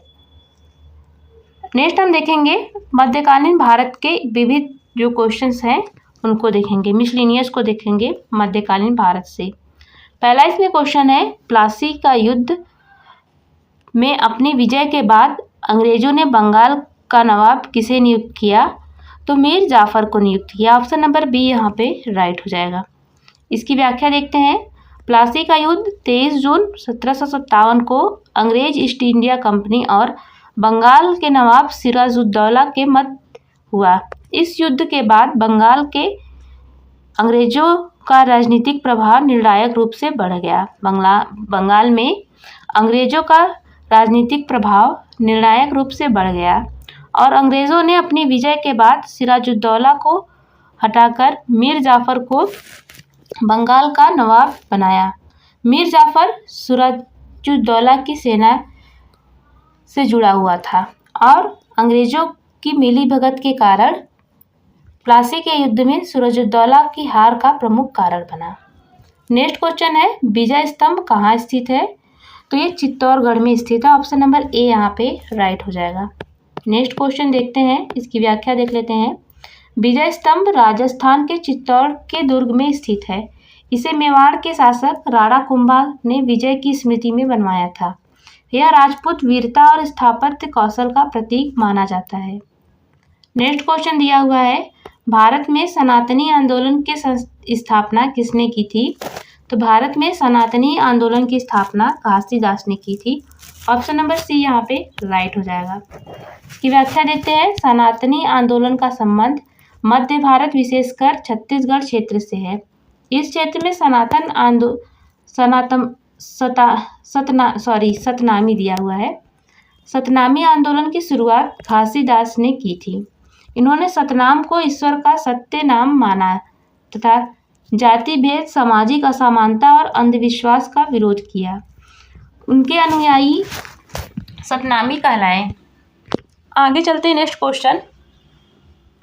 अगला क्वेश्चन दिया हुआ है हमारा, वर्ष में गोविंद सिंह ने बैसाख दिवस को आनंदपुर साहिब में सिखों की सामान्य बैठक बुलाई थी तथा खालसा पंथ की नींव रखी थी। तो किस दिन? आइए इसको व्याख्या के माध्यम से समझें। गुरु गोविंद सिंह ने 1699 में वैसाख के दिन आनंदपुर साहिब में खालसा की नींव रखी थी। इस मत में दीक्षित प्रत्येक व्यक्ति को पंच ककार अर्थात केश, कंघा, कड़ा, कच्छा और कृपाण धारण करने की शपथ लेनी थी तथा पुरुषों के नाम के अंत में सिंह तथा महिलाओं के नाम के अंत में कौर की उपाधि दी जाती थी। अतः दिए गए विकल्पों में कोई सही उत्तर नहीं है। UPSSC ने अपनी संशोधित उत्तर पूंजी में इसका उत्तर ए विकल्प माना था, जो कि त्रुटिपूर्ण है। आगे हम देखेंगे मुगल काल में पुलिस बल के मुखिया को क्या कहा जाता था, तो इसे कोतवाल कहा जाता था। ऑप्शन नंबर ए यहाँ पे राइट हो जाएगा। इसकी व्याख्या देख लेते हैं। मुगल काल में पुलिस बल के मुखिया को कोतवाल कहा जाता था। उसकी नियुक्ति नगरीय क्षेत्रों में की जाती थी। सूबेदार सूबे का या प्रांत के प्रशासनिक सर्वोच्च अधिकारी होता था। अधिकारी प्रशासनिक इकाई का प्रमुख अधिकारी फौजदार होता था। सरकार का प्रमुख अधिकारी फौजदार होता था। नेक्स्ट क्वेश्चन देखते हैं। मुगल शासन के दौरान एक कोतवाल की सही भूमिका क्या थी, तो ये इसकी सही भूमिका क्या थी, आइए देखते हैं। इसमें इसकी सही भूमिका थी कानून और व्यवस्था बनाए रखना। ऑप्शन नंबर डी यहाँ पे राइट हो जाएगा। इसकी व्याख्या देखते हैं। मुगल शासन के दौरान कोतवाल नगर का कानून और व्यवस्था बनाए रखने वाला अधिकारी होता था। आगे नेक्स्ट क्वेश्चन हमारा वर्ष दिया हुआ है, युद्ध और वर्ष दिया हुआ है, इसका सही मिलान करना है। तो देखिए पानीपत का प्रथम युद्ध हो जाएगा 1526 ईस्वी में हुमायूं के शासनकाल में। प्लासी का युद्ध ये 1757 में हो जाएगा। हल्दी घाटी का युद्ध 1576 में और तालीकोटा का युद्ध 1565 में हो जाएगा। इस प्रकार इसका राइट आंसर हो जाएगा 2, 3, 4, 1 इसका सही उत्तर हो जाएगा। इसमें ऑप्शन नंबर ए यहाँ पे राइट हो जाएगा। इसकी व्याख्या देख लेते हैं। पानीपत का प्रथम युद्ध 1526 ईस्वी में मुगल शासक बाबर और इब्राहिम लोदी के बीच हुआ।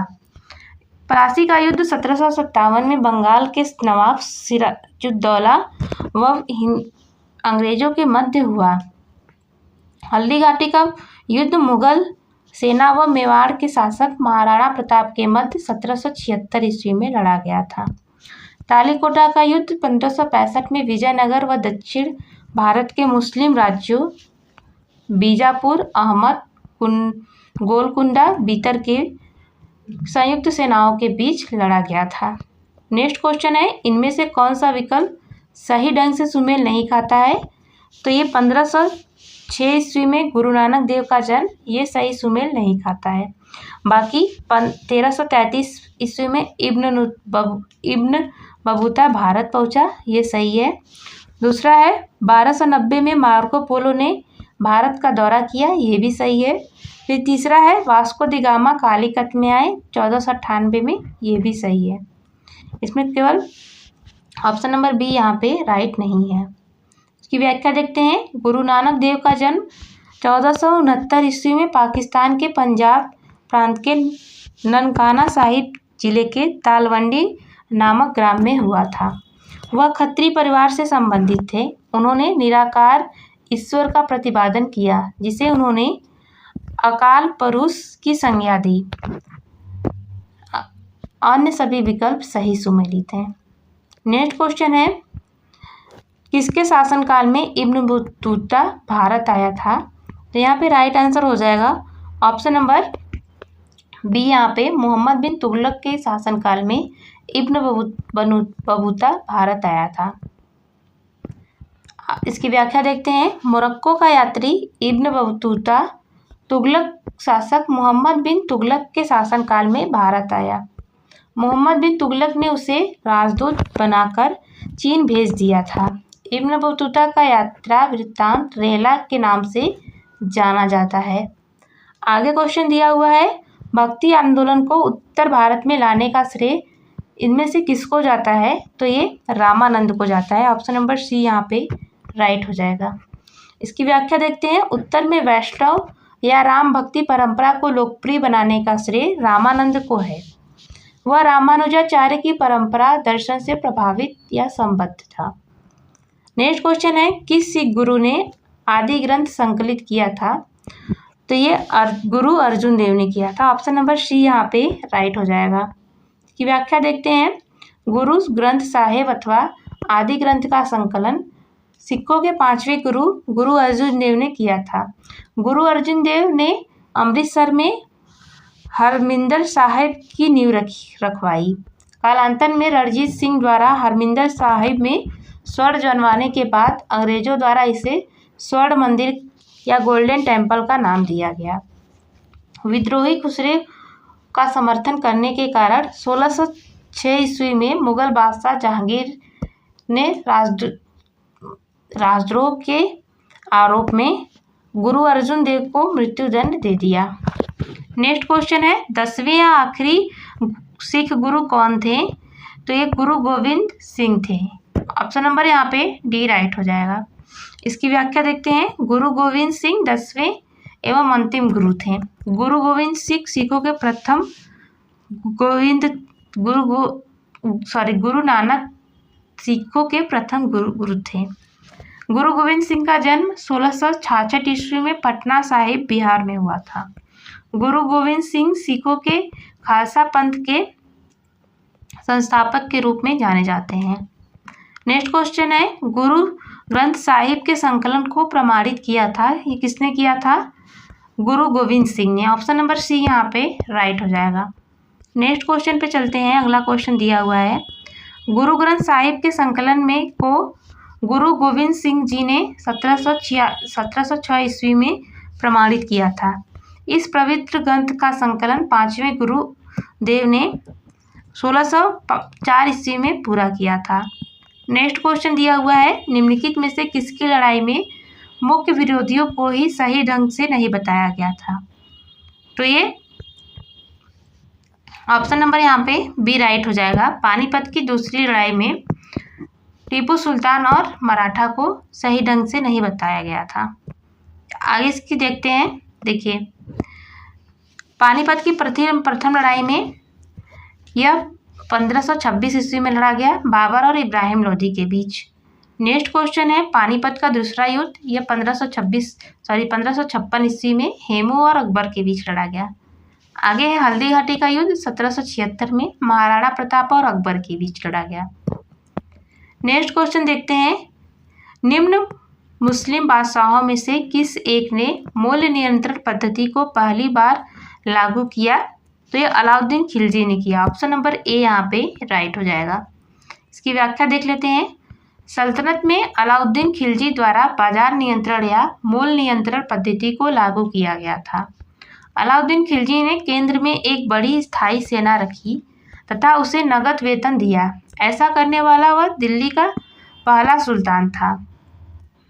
उस सेना का व्यय बहुत अधिक था। बर्नी के अनुसार यदि उतनी बड़ी सेना को साधारण वेतन दिया जाता तो राज्य का खजाना 5 या 6 वर्ष में ही समाप्त हो जाता। अतः अलाउद्दीन खिलजी ने सेना के खर्च में कमी करने के लिए सैनिकों के वेतन में कमी की, परंतु उनके सैनिक सुविधा पूर्वक रह सके, इसलिए उसने वस्तुओं के मूल्य निश्चित किए और उसकी दरें कम कर दी। नेक्स्ट क्वेश्चन है, किस वंश के सुल्तानों ने सबसे अधिक समय तक शासन किया? तो ये तुगलक वंश के शासकों ने। ऑप्शन नंबर डी यहाँ पे राइट हो जाएगा। इसकी व्याख्या देखते हैं। गुलाम वंश के सुल्तानों ने 1206 से 1290 ईस्वी तक शासन किया। खिलजी वंश के सुल्तानों ने 1290 से 1320 ईस्वी तक शासन किया। लोधी वंश के शासकों ने 1451 से 1526 ईस्वी तक शासन किया।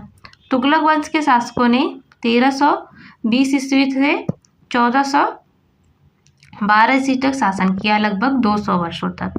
इस प्रकार तुगलक वंश का शासन सबसे दीर्घतम था। नेक्स्ट क्वेश्चन पे चलते हैं।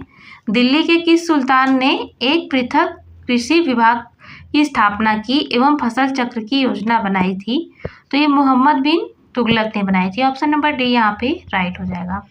इसकी व्याख्या देखते हैं। मोहम्मद बिन तुगलक ने कृषि की उन्नति के लिए एक नए विभाग दीवान-ए-आम कोही की स्थापना की। इस विभाग का मुख्य कार्य कृषकों को प्रत्यक्ष सहायता देकर अधिक भूमि कृषि कार्य के अधीन लाना था। 60 वर्ग मील की भूमि का एक बड़ा क्षेत्र इस कार्य के लिए चुना गया था। भूमि सुधार और फसल चक्र के अनुरूप खेती कराने का प्रयास किया गया, किंतु यह योजना प्रयोग और अपेक्षित रूप में सफल नहीं हुआ। नेक्स्ट क्वेश्चन दिया हुआ है, भारत में प्रथम सांकेतिक मुद्रा का प्रचलन किया था, तो ये किसने किया था? मोहम्मद बिन तुगलक ने। ऑप्शन नंबर डी यहाँ पे राइट हो जाएगा। इसकी व्याख्या देखते हैं। मोहम्मद बिन तुगलक ने अपने समय में विभिन्न प्रकार के सिक्के चलवाए, उन सभी का उचित मूल्य निश्चित किया था, परंतु सांकेतिक मुद्रा का प्रचलन उसकी एक विशिष्टता रही। बर्नी के अनुसार खजाने में चांदी की कमी और साम्राज्य विस्तार की नीति को कार्यरूप में परिणत करने की वजह से मोहम्मद बिन तुगलक को सांकेतिक मुद्रा चलानी पड़ी। ईरान के खातू या खातू के समय में सांकेतिक मुद्रा चलाई गई थी, यद्यपि वहां पर यह प्रयोग असफल हुआ, परंतु चीन में कुबलाई खान के समय सांकेतिक मुद्रा का प्रयोग सफलतापूर्वक किया गया। संभवतः नवीन अन्वेषणों का प्रयोग करने वाले मोहम्मद बिन तुगलक ने उन देशों से प्रेरणा प्राप्त की। आधुनिक इतिहासकारों का यह भी कहना है कि उसके समय में संपूर्ण विश्व में चांदी की कमी हो गई थी और वह भारत में बहुत ही कम थी, इस कारण उसे सांकेतिक मुद्रा चलाई। नेक्स्ट हमारा क्वेश्चन है, निम्न यात्रियों के पधारने का क्रम क्या है? इसका सही क्रम है, सबसे पहले अल-बरूनी आया था, उसके बाद इब्न बतूता, फिर उसके बाद ट्रेवेनियर और फिर लास्ट में मनुची। देख लेते हैं इसका। देखिए प्रश्नगत इसका विवरण देखते हैं। अल-बरूनी का, अल-बरूनी खीवा या प्राचीन ख्वारिज का निवासी था। महमूद गजनवी के भारत पर आक्रमण के समय वह उसके साथ भारत आया था। आगे देखते हैं इब्न बतूता, यह 1333 से 1342 ईस्वी में आया था। यह मोरक्को का यात्री था। वह सल्तनत काल में मोहम्मद बिन तुगलक के शासनकाल में आया था। मोहम्मद बिन तुगलक ने इसे दिल्ली का काजी नियुक्त किया था।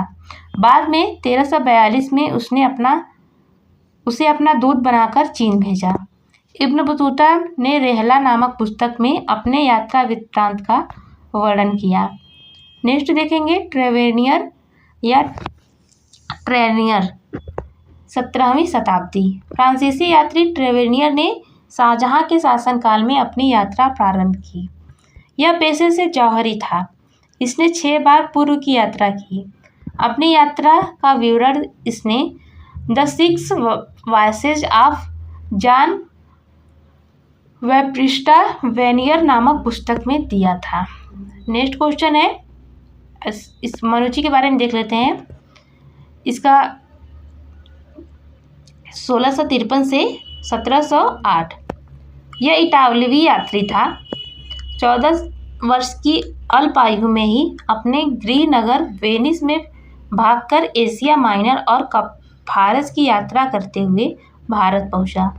इसने शहजादा दारा सिकोह की सेवा में तोपची के रूप में नौकरी की। बाद में चिकित्सक का पेशा अपना लिया। हिस्टोरिया दो मोगेर या मुगल इंडिया 1653 से 1708 नामक संस्करण लिखा, जिसे 17वीं शताब्दी के भारत का दर्पण कहा जाता है। नेक्स्ट क्वेश्चन है अगला, सर्की सुल्ताने के शासनकाल में निम्नलिखित में से किसे पूर्व का सिराज कहा जाता था? तो ये जौनपुर को कहा जाता था। की व्याख्या देखते हैं। इब्राहिम सर्की जौनपुर के सर्की वंश का सबसे महान शासक था। वह विद्या कला का प्रेमी था। उसके शासनकाल में एक नवीन प्रकार की शैली, जिसे सर्की शैली कहते हैं, का उदय हुआ। इस शैली में सामान्य इस्लामी ढंग के मीनारों का प्रयोग नहीं किया गया और उसमें हिंदू प्रभाव के चिन्ह झलकने लगे। इसके समय में जौनपुर की सांस्कृतिक ख्याति चारों तरफ फैल गई और जौनपुर सिराज हिंद या पूर्व के सिराज के नाम से विख्यात हो गया। अब आगे हमारी दो सूचियां दी हुई हैं, इनको मिलान करना है। तो आइए हम चलते हैं डायरेक्ट इसकी मिली हुई सूची पे। देखिए इसकी व्याख्या के माध्यम से समझते हैं दोस्तों। बीजापुर में आदिल शाही वंश की स्थापना यूसुफ आदिल शाह ने की थी। कुतुब शाही वंश की स्थापना गोलकुंडा के कुली कुतुब ने की थी। निजाम शाही वंश की स्थापना अहमदनगर के मलिक अहमद ने की थी। सरकी शाही राजवंश की स्थापना जौनपुर में शासन किया और इस वंश की स्थापना मलिक सरवर नामक हिजड़े ने की थी। नेक्स्ट क्वेश्चन है, मुगलकालीन भारत में राज्य की आय का प्रमुख स्रोत क्या था? तो ये भू राजस्व था। इसकी व्याख्या देखते हैं। मध्यकालीन भारत में राज्य की आय का प्रमुख स्रोत भू राजस्व था। बाबर के समय में संपूर्ण भूमि को जागीरों में बांट दिया गया। हुमायूं ने अपने समय में भूमि सुधार के लिए कोई कार्य नहीं किया। शेरशाह ने अपने समय में एक सुव्यवस्थित लगान व्यवस्था का प्रबंध किया, परंतु यह व्यवस्था इस्लाम शाह की मृत्यु के पश्चात नष्ट हो गई।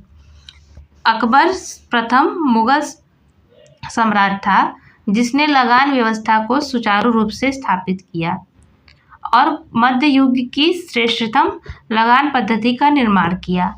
उसके शासनकाल में सामान्यतः उपज का 1/3 भाग राजस्व के रूप में लिया जाता था। शाहजहां के काल में भूमि पर भू राजस्व बढ़कर 25% तक हो गया। उसने भू राजस्व वसूलने के लिए ठेकेदारी प्रथा का प्रचलन शुरू किया। नेक्स्ट क्वेश्चन है, मुगल प्रशासनिक शब्दावली में माल प्रतिनिधित्व करता है किसको? यह भू राजस्व को प्रतिनिधित्व करता है। आगे दो सूचियां दी हुई हैं, उनको नहीं, इसमें देखिए मिलान दिया हुआ है, तो इसमें पूछ रहा है कि कौन सा सही मिलान है। तो इसमें ऑप्शन नंबर बी होयसल, द्वारसमुद्रम और पांड्य मदुरै, ये दोनों सही सुमेल हैं। आइए इसकी व्याख्या देखते हैं। होयसल राजवंश की राजधानी द्वारसमुद्रम थी, जबकि काकतीय वंश की राजधानी वारंगल या यादव वंश की राजधानी देवगिरी थी। पांड्य वंश की प्रारंभिक राजधानी को कोरकई में अवस्थित थी, जिसे बाद में मदुरा स्थानांतरित कर दिया गया। आगे देखते हैं। नेक्स्ट क्वेश्चन है, कबीर शिष्य थे किसके? तो ये रामानंद के शिष्य थे। कबीर रामानंद के शिष्य थे। आगे देखते हैं नेक्स्ट क्वेश्चन, इसकी व्याख्या देख लेते हैं पहले। कबीर रामानंद के 12 शिष्यों में से प्रमुख थे। लोक परंपरा के अनुसार उनका जन्म किसी विधवा ब्राह्मणी के गर्भ से वाराणसी के समीप हुआ था। उनका लालन पालन पोषण एक जुलाहा दंपति नीरू और नीमा ने किया था। नेक्स्ट क्वेश्चन है, किसकी समाधि के कारण नांदेड़ गुरुद्वारा सिखों का एक पवित्र माना जाता है? तो ये गुरु गोविंद सिंह की समाधि के कारण। आगे देखते हैं इसकी व्याख्या। सिखों के 10वें एवं अंतिम गुरु गोविंद सिंह की नांदेड़ वर्तमान महाराष्ट्र में एक पठान हमलावर द्वारा हत्या कर दी गई। वहां पर उनके समाधि स्थल पर नांदेड़ तख्त सचखंड श्री हजूर अबलगनगर साहिब गुरुद्वार स्थित है। नेक्स्ट क्वेश्चन है, किस राजा ने प्रशासन में अष्टप्रधान मंत्रिपरिषद पाई गई थी? तो किसके शासनकाल में? ये शिवाजी के शासनकाल में। ऑप्शन नंबर सी यहाँ पे राइट हो जाएगा। इसकी व्याख्या देखते हैं। अष्टप्रधान मंत्रिपरिषद का गठन छत्रपति शिवाजी के द्वारा किया गया था। मराठों के 8 प्रमुख अधिकारियों को अष्टप्रधान के रूप में जाना जाता है। इस परिषद का प्रत्येक मंत्री अपने विभाग का प्रमुख होता था। अष्टप्रधान के अंतर्गत पेशवा, अमात्य, वाक्यान्वित, सुमंत और सुमनवित सर ए नौबत और पंडित राव तथा न्यायाधीश शामिल थे। नेक्स्ट क्वेश्चन है, शिवाजी की मृत्यु के बाद मराठा राज्य में प्रभावी शक्ति के एक परिवार द्वारा संभाली गई थी, जिसने पेशवा के रूप में शिवाजी के उत्तराधिकारियों की सेवा की थी। तो ये किसने की थी? ये पाटिल ने। ऑप्शन नंबर डी यहाँ पे राइट हो जाएगा। शिवाजी की मृत्यु के बाद मराठा साम्राज्य की शक्ति प्रभावी रूप से पेशवाओं के हाथ में आ गई। पेशवा चित्पावन ब्राह्मणों के एक परिवार में से थे, जिन्होंने शिवाजी के उत्तराधिकारियों की सेवा की। नेक्स्ट है, निम्नलिखित को कालानुक्रम में व्यवस्थित करना है। इसमें देखिए, सबसे पहले पद्मिनी हो जाएंगी, पद्मिनी, फिर उसके बाद दुर्गावती हो जाएंगी, फिर उसके बाद ताराबाई, फिर अहिल्याबाई। इस प्रकार ऑप्शन नंबर बी यहाँ पे राइट हो जाएगा। 3, 2, 4, 1 हो जाएगा। इसकी व्याख्या देखते हैं। पद्मिनी राणा रतन सिंह की पत्नी थी। अलाउद्दीन खिलजी के मेवाड़ की राजधानी चित्तौड़ पर आक्रमण के दौरान राणा रतन सिंह की मृत्यु हो जाने के कारण रानी पद्मिनी ने जौहर कर लिया था। दुर्गावती ने अपने पुत्र वीर नारायण के अल्पवयस्क हो जाने के दौरान गोंडवाना की संरक्षिका के रूप में कार्य किया। अकबर के शासनकाल में आसफ खां के नेतृत्व में हुए आक्रमण के फलस्वरूप शत्रु से गिर जाने के बाद इस वीर रानी ने आत्महत्या कर ली थी। ताराबाई महाराष्ट्र छत्रपति राजाराम की पत्नी थी। राजाराम की मृत्यु के बाद इन्होंने मराठा राज्य की बागडोर संभाली। फिर आगे है, अहिल्याबाई मराठों के होलकर वंश की शासिका थी। नेक्स्ट क्वेश्चन है, पानीपत का तीसरा युद्ध लड़ा गया था किसके बीच में?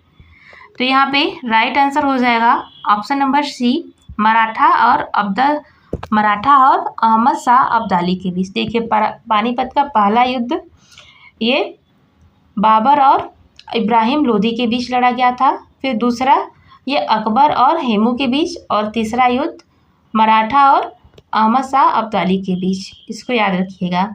इसकी व्याख्या देख लेते हैं। पानीपत का तीसरा युद्ध 14 जनवरी 1761 को मराठों तथा अहमद शाह अब्दाली के नेतृत्व में अफगान सेना, उनके दो भारतीय मुस्लिम सहयोगी दोआब के दुर्रिल्ला अफगान और अवध के नवाब सिराजुद्दौला के गठबंधन के बीच हुई। मराठा सेना का नेतृत्व सदाशिवराव भाऊ ने किया। इस युद्ध में मराठे बुरी तरह पराजित हुए। इस युद्ध के प्रत्यक्षदर्शी काशीराज पंडित के शब्दों में पानीपत का तीसरा युद्ध मराठों के लिए प्रलयकारी सिद्ध हुआ। इस प्रकार हमने मध्ययुगीन भारत का जो मध्ययुगीन इतिहास जो था हम लोगों ने समाप्त कर लिया। इसके बाद हम नेक्स्ट वीडियो में आधुनिक इतिहास का अध्ययन करेंगे। तो आज का वीडियो यहीं पे समाप्त करते दोस्तों। वीडियो अच्छी लगी तो वीडियो को लाइक एंड अपने दोस्तों में शेयर जरूर करिएगा, और एक छोटा सा कमेंट जरूर करिएगा कि आपको वीडियो कैसी लगी एंड नेक्स्ट किस सब्जेक्ट का वीडियो लाएं और कौन सा आपको सब्जेक्ट पढ़ानी है, तो उस पर हम वीडियो लाएंगे। तो एक छोटा सा कमेंट जरूर करिएगा। आप लोगों के कमेंट और लाइक से हमें थोड़ा मोटिवेशन मिल जाता है।